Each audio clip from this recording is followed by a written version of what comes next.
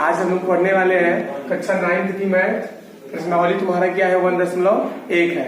आज हम लोग दोस्तों इसे पढ़ेंगे और अच्छे से समझेंगे, ठीक है। आइए हम लोग क्वेश्चन पर थोड़ा ध्यान देते हैं। क्वेश्चन नंबर कौन सा है दोस्तों?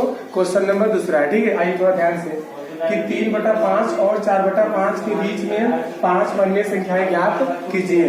अब परिमेय संख्याओं को इंग्लिश में क्या बोलते हैं दोस्तों?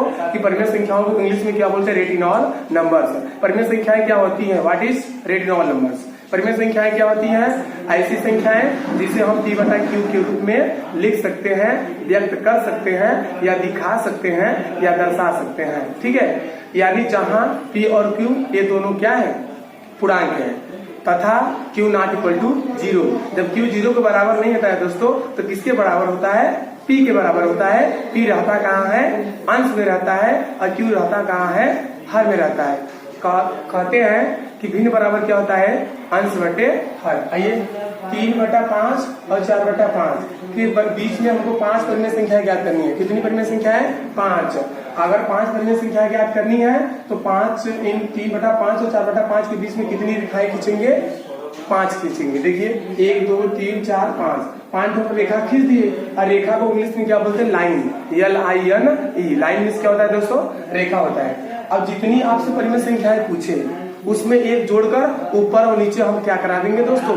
गुणा करा देंगे। अब गुणा को इंग्लिश में क्या बोलते हैं दोस्तों? मल्टीप्लिकेशन। Multiplication is fun. गुणा क्या है? मजा है, ठीक है दोस्तों। आइए हम लोग थोड़ा ध्यान से पढ़ते हैं, अच्छे से और मस्ती के साथ पढ़ते हैं, ठीक है। लेकिन 5 में जब हम एक जोड़ेंगे दोस्तों तो तुम्हारा 6 होगा। और 6 में जब हम ऊपर नीचे गुणा कराएंगे, यानी तुम्हारा अगर 3 में हम 6 गुणा कराएंगे तो 6 कितना होगा? 18 होगा। और 6 पंजे तुम्हारा क्या होगा दोस्तों? 30 होगा। और 6 चौको कितना होगा जो दोस्तों? 24 होगा। और 6 पंजे क्या होगा दोस्तों? 30 होगा। अब ध्यान दीजिए दोस्तों, यहाँ पर भी 30 है, यहाँ पर भी 30 है। यानी हार में जो संख्या दी गई है दोनों तरफ क्या है? बराबर है। बराबर यानी इक्वल, ठीक है, यानी समान है। अब यहाँ पर सभी के नीचे हम लोग क्या लिख देंगे? 30 लिख देंगे।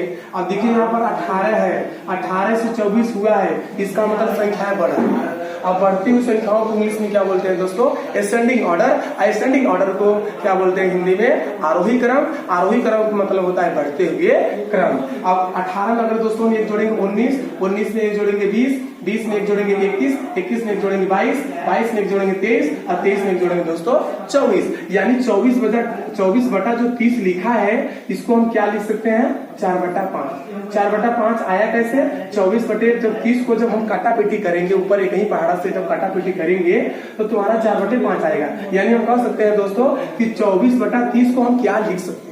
क्या लिख सकते हैं दोस्तों? हम 24/30 को क्या लिख सकते हैं?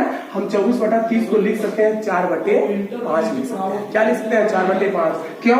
कि 6 चौके 24 और 6 पंजे 30, ठीक है, कट गया। आइए 18/30 लिखा है दोस्तों, जो 18/30 को हम क्या लिख सकते हैं? 3/5 लिख सकते हैं। क्यों लिख सकते हैं? कि 6 त्रिक 18 और 6 पंजे 30। यानी हम कह सकते हैं दोस्तों कि 3/5 को क्या लिख सकते हैं? 18/30 लिख सकते हैं। अब 18/30 को क्या लिख सकते हैं दोस्तों? 3/5 लिख सकते हैं। और 24/30 को क्या लिख सकते हैं दोस्तों? 4/5 लिख सकते हैं। और 4/5 को क्या लिख सकते हैं दोस्तों? 24/30 लिख सकते हैं। हम कह सकते हैं दोस्तों कि क्या कह सकते हैं कि 3/5 और 4/5 के बीच में 6 परिमेय संख्याएं कौन कौन सी होती है हमारी?